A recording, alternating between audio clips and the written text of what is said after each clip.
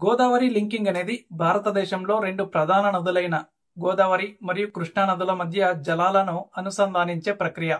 దీనివల్ల నీటి లభ్యత ఎక్కువగా ఉన్న ప్రాంతాల నుంచి నీటి కొరత ఉన్న ప్రాంతాలకు నీటిని తరలించవచ్చు.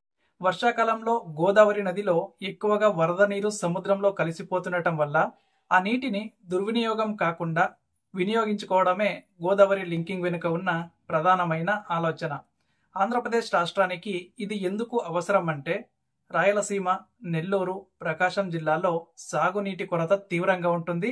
అక్కడ భూగర్భ జలాల మీద ఆధారపడటం, వర్షాధార సాగు ఎక్కువగా ఉండటం వల్ల వ్యవసాయం కొంత కష్టంగా మారింది. అలాగే కృష్ణానది నీరు కోర్టు కేసుల వల్ల తెలంగాణపై ఆధారపడి ఉండటంతో ఆంధ్రప్రదేశ్ ప్రభుత్వం గోదావరి నుంచి నీటిని తీసుకురావాలి అన్న లక్ష్యంతో ముందుకు వెళ్ళింది.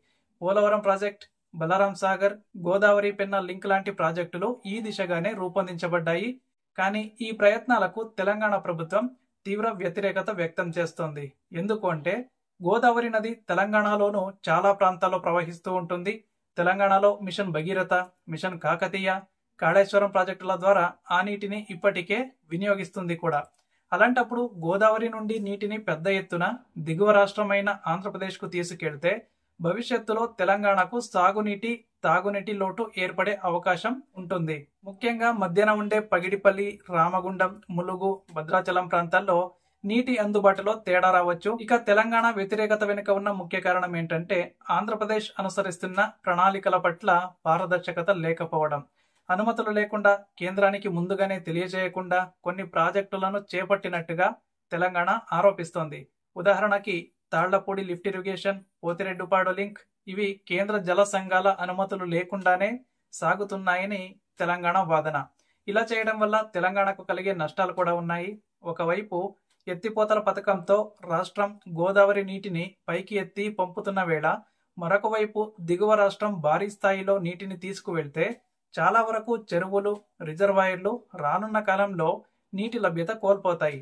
భద్రాచలం పరిసరాల్లో ముంపు ప్రాంతాల పరిమితి పెరగవచ్చు.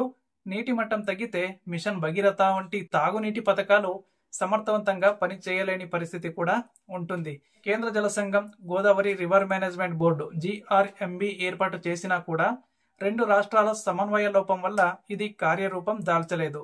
ఇక్కడే ప్రధాన సమస్య ఉంది. నీటి లింకింగ్ అనేది ఒక రాష్ట్రానికి లాభం, మరొకరికి నష్టం అనే కంటే రెండు రాష్ట్రాలకు దీర్ఘకాల లాభాలు రావాలి అంటే పరస్పర సహకారం తప్పనిసరిగా ఉండాలి.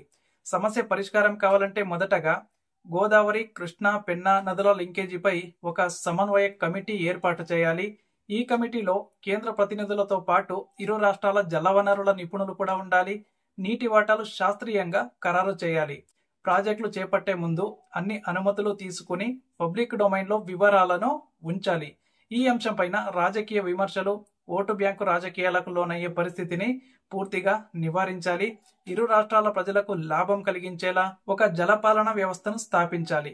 గోదావరి లింకింగ్ అనేది అభివృద్ధికి మార్గం కావాలే కానీ విభేదాలకు కాదు.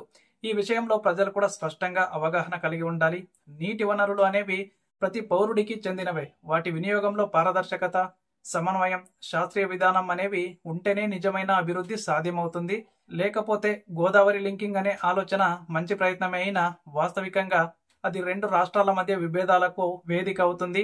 కానీ సహకారంతో ముందుకెళితే ఇది దక్షిణ భారతదేశానికి దివ్యమైన నీటి సంక్షేమ మార్గం అవుతుంది.